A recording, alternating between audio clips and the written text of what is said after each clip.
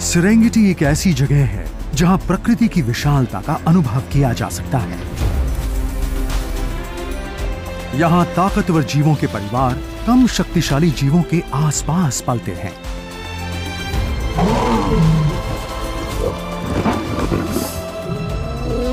जानलेवा मुकाबले की वजह कुछ भी हो सकती है, इलाका, खाना या फिर मेटिंग करने का हक। लंबे सफर के रास्ते चुनौतियों से भरे होते हैं। पानी की दुनिया बेहद खूबसूरत है और नजारे बेहद नाटकीय।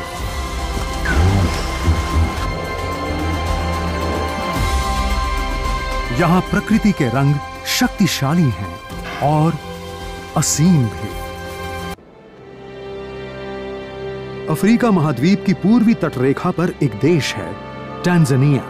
इस देश का बड़ा हिस्सा अब भी अपने प्राकृतिक रूप में मौजूद है। सेरेंगेटी का यह विशाल मैदान अपने खास इकोसिस्टम के चलते जानवरों की बहुत सी हैरान कर देने वाली किस्मों का घर है। विल्डबीस्ट को अपने लंबे माइग्रेशन में कई बार नदियों को पार करना पड़ता है। ये जलमार्ग काफी शांत हैं, लेकिन पानी का स्तर नीचे होने पर किनारे खतरनाक तरीके से ऊंचे हो जाते हैं और खतरा तो नीचे भी है। Nile crocodiles.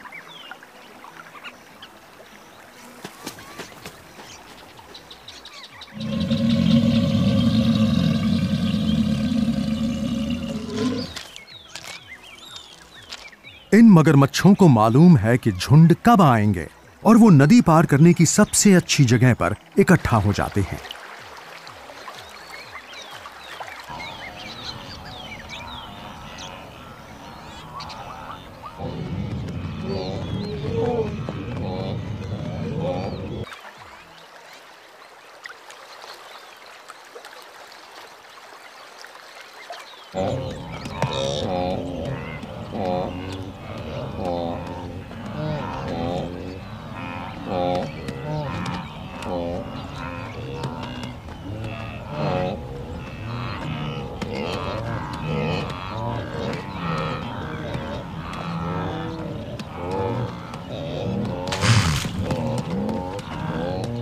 प्यास से बेहाल झुंड पानी के किनारे पहुंचता है और क्रोकोडाइल्स के लिए दावत का इंतजाम हो जाता है।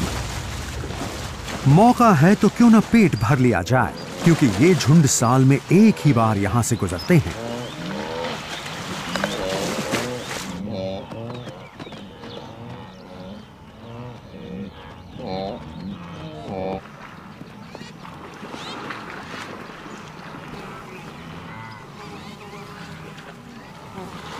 आसपास के इलाकों में जब मूसलाधार बारिश होती है तो नदियां तूफानी हो जाती हैं और इन्हें पार करना झुंडों के सामने एक चुनौती होता है। लेकिन विल्डबीस्ट को एक खास दिशा में जाने की जानकारी विरासत में मिलती है। उन्हें नदी को पार करना ही है, किसी भी कीमत पर, खतरों के बावजूद।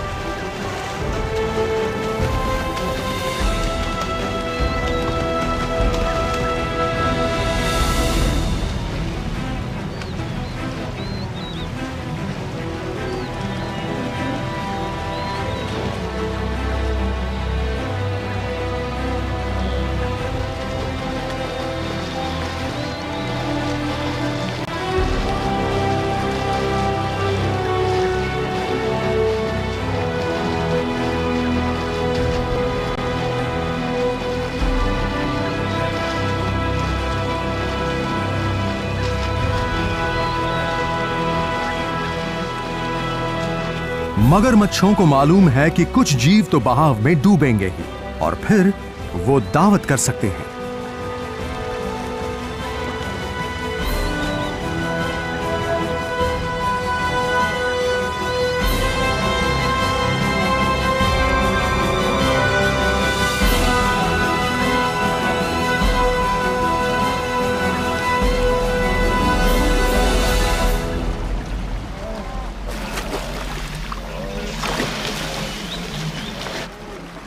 झुंड में अफरा तफरी और बेचैनी है। सकरे रास्ते में भीड़ हो गई है और शिकारी घात लगाकर बैठे हैं।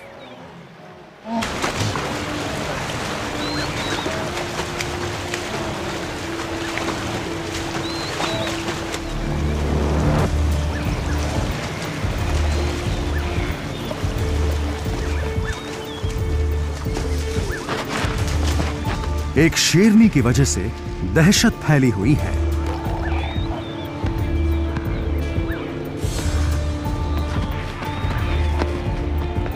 इनकी गिनती हजारों में होती है। एक सहज इच्छा झुंड के हर जीव को आगे बढ़ाती है। बाधाओं के बावजूद इनकी जिंदगी का चक्र उसी तरह चलता रहता है जैसे कि मौसम का।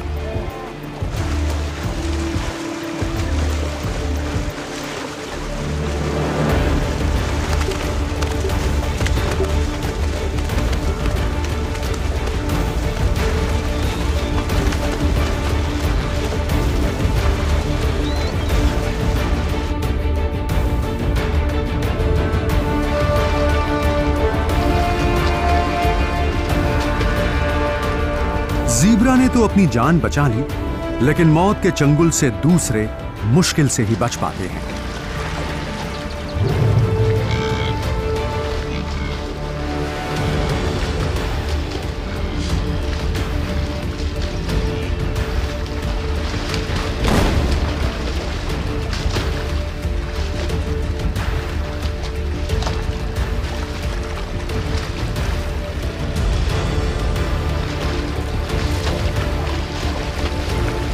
आगे बढ़ने वाले जीवों के सामने मुश्किलें ही मुश्किलें, लेकिन ज्यादातर जीव पार हो जाते हैं। विल्डबीस्ट और ज़ीब्रा ने लाखों साल के विकास के बाद कभी ना खत्म होने वाले माइग्रेशन के लिए खुद को ढाल लिया है।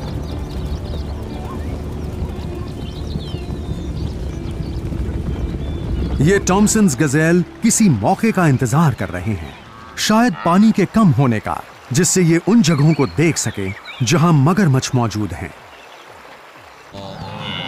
सूखे के मौसम को झेल पाने के लिए विशाल झुंड आगे बढ़ते हैं। जिराफ जैसे जीवों के लिए अभी तो यहां घास और पानी है, लेकिन जल्द ही झुलसी जमीन लाखों खुरों के कुचले जाने से एकदम बंजर हो जाएगी।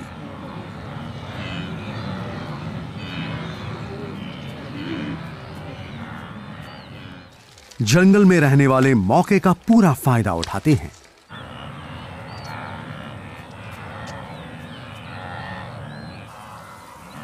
गर्मी बढ़ती है तो टॉमसन्स गजेल सेरेंगेटी के दक्षिण और पूर्वी मैदानों से मध्य और पश्चिमी जंगलों की तरफ जाते हैं।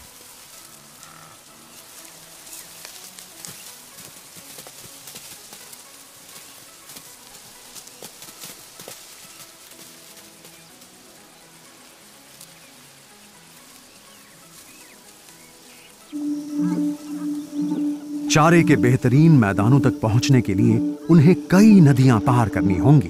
विल्डबीस्ट की तरह इन्हें भी डर है कि पता नहीं पानी के नीचे कौन छिपा हो।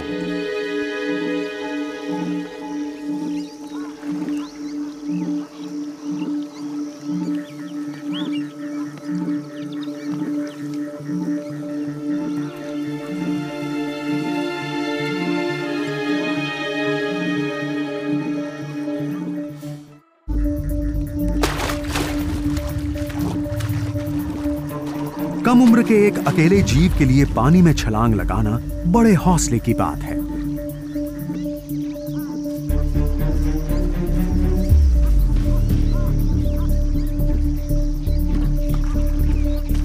जब गिनती और रफ्तार दोनों ही ज्यादा हों, तो शिकारी परेशान ही होंगे।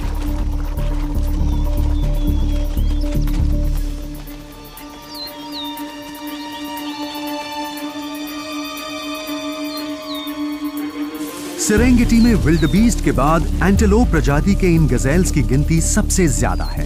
अनुमान है कि ये 5 लाख से भी ज्यादा हैं।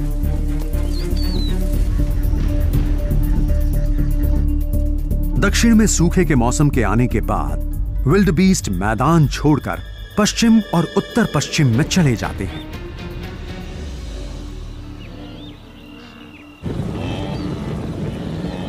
फिर से बारिश शुरू होने तक उस इलाके के उत्तरी हिस्से के जंगल इन्हें खाना और आश्रय दोनों देते हैं।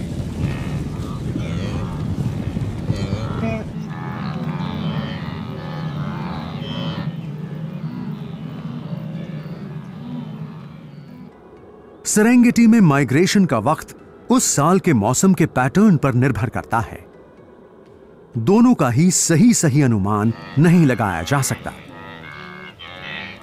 ये हमें मालूम है कि विशाल झुंड मौसम की परिस्थितियों का बहुत फायदा उठाते हैं। आमतौर पर ये सूखे के मौसम के तकरीबन 5 महीने उत्तर में जंगलों और घास के मैदानों में बिताते हैं। फिर एक दिन अचानक इन्हें इस बात की भनक लग जाती है कि कहीं दूर दक्षिण में तूफानी बादल इकट्ठा हो रहे हैं, और तब ये विशाल झुंड दक्षिण की ओर अपना सफर शुरू करते हैं और एक बार फिर प्रजनन करने वाले अपने इलाकों की तरफ बढ़ते हैं।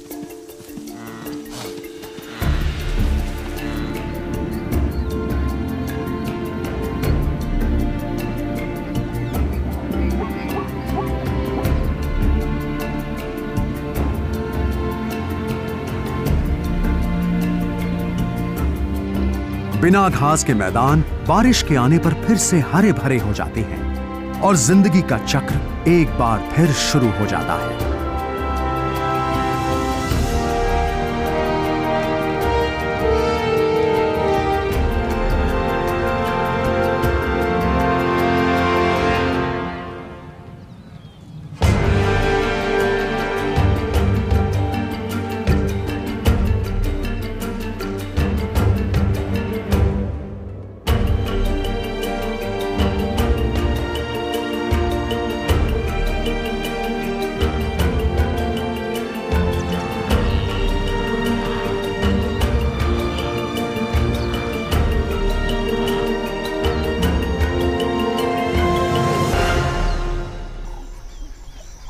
जब तक झुंड वापस नहीं आते, चीते जैसे यहाँ के जीव जो आसानी से मिल जाता है उससे ही गुजर बसर करते हैं।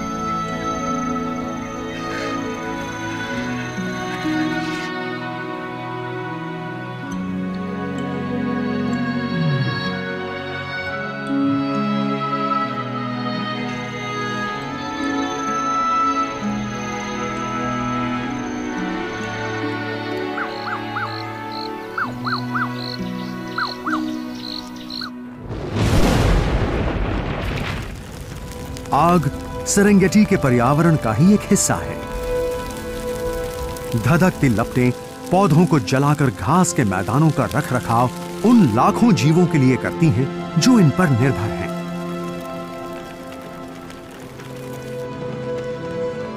आग तेजी से फैलती है, लेकिन जो भाग सकते हैं वो लपटों से बच जाते हैं।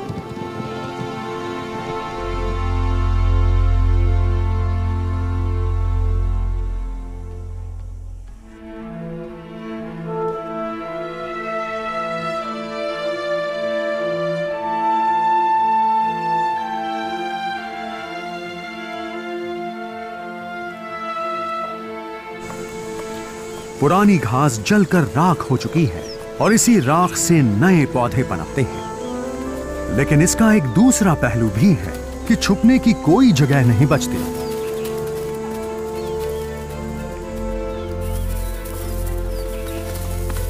छोटे शिकार पकड़ना एक बात है, लेकिन शिकार को मारना दूसरी।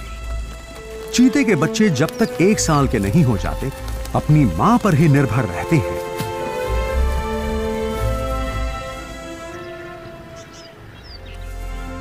टॉमसन्स गजेल या टॉमीज झुंड में चलते हैं। इन्हें अपनी रफ्तार और ज्यादा तादाद पर भरोसा है। विल्डबीस्ट को गए बहुत वक्त बीत चुका है, लेकिन मगरमच्छ जो हाथ लगे वो खाते हैं और किसी से नहीं डरते।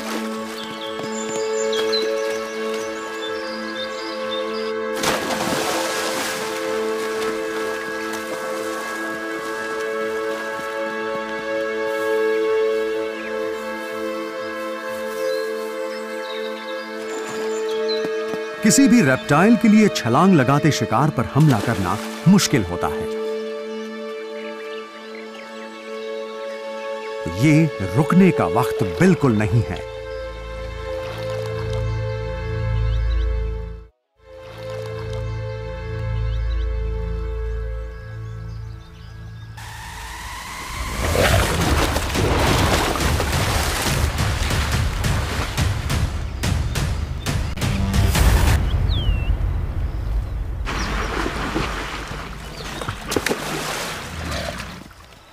पिछले कुछ बरसों में टॉमसन्स गजेल्स की गिनती 60% कम हो गई है।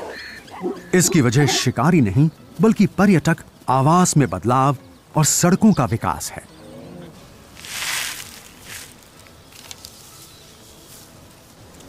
प्रजनन के लिए तैयार नर अस्थायी इलाके बनाते हैं क्योंकि ये एक ही जगह पर ज्यादा देर तक नहीं टिकते।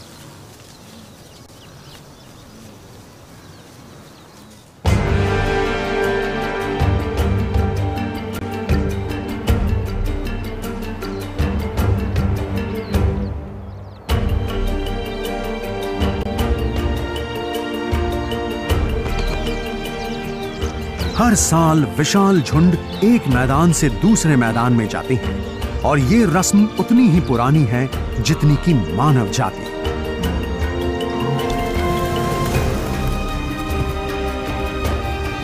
कुछ रास्ते में बिछड़ जाते हैं, लेकिन शिकार अगर लाखों में हो तो शिकारी को कुछ खास फर्क नहीं पड़ता।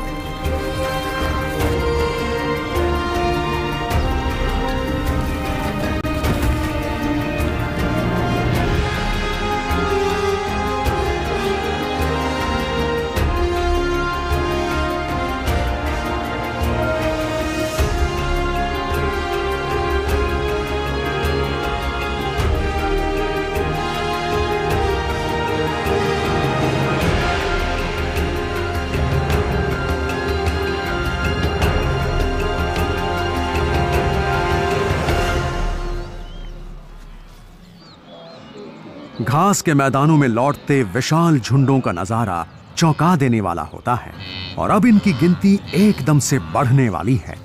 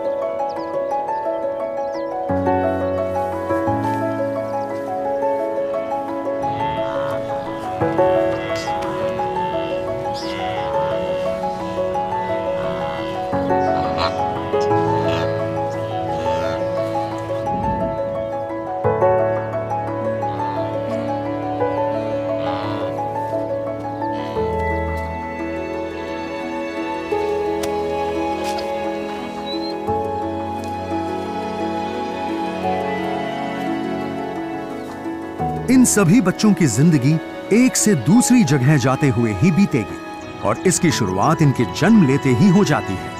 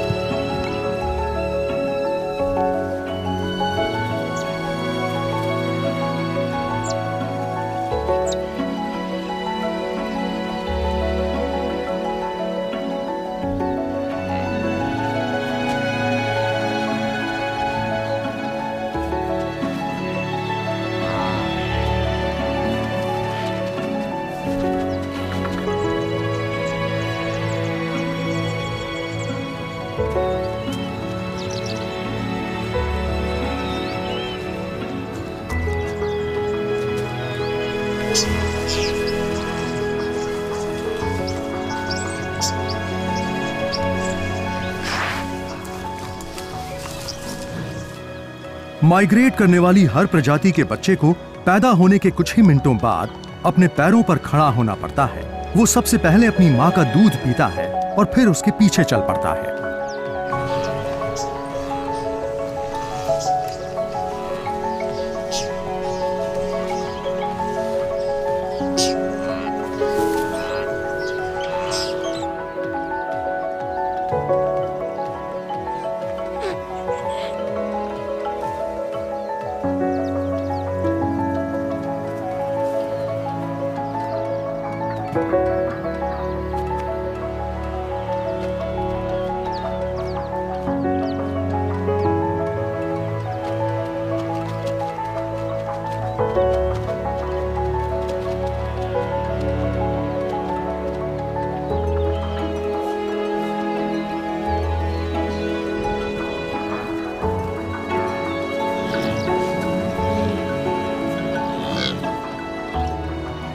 सेरेंगेटी के विशाल माइग्रेशन का दृश्य प्राकृतिक दुनिया का एक अनोखा नजारा है।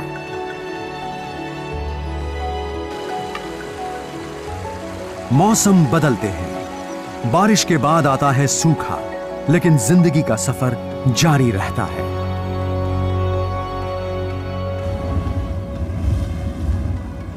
जब इतने जीव लगातार चलते रहते हों, तो उनके रास्ते के हर जीव की जिंदगी पर असर पड़ता ही है।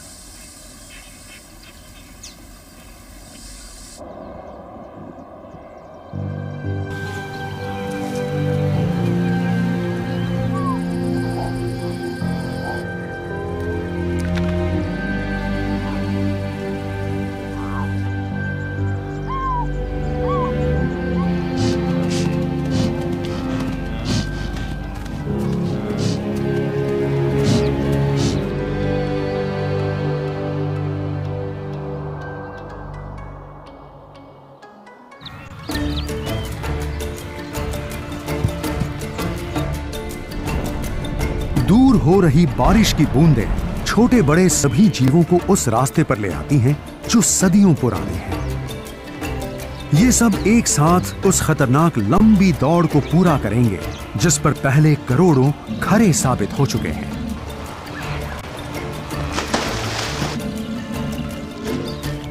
इलाका और शिकारी दोनों ही अपना अपना हिस्सा लेंगे, लेकिन ये हकीकत है कि जिंदगी का नाम ही है चलते रहना।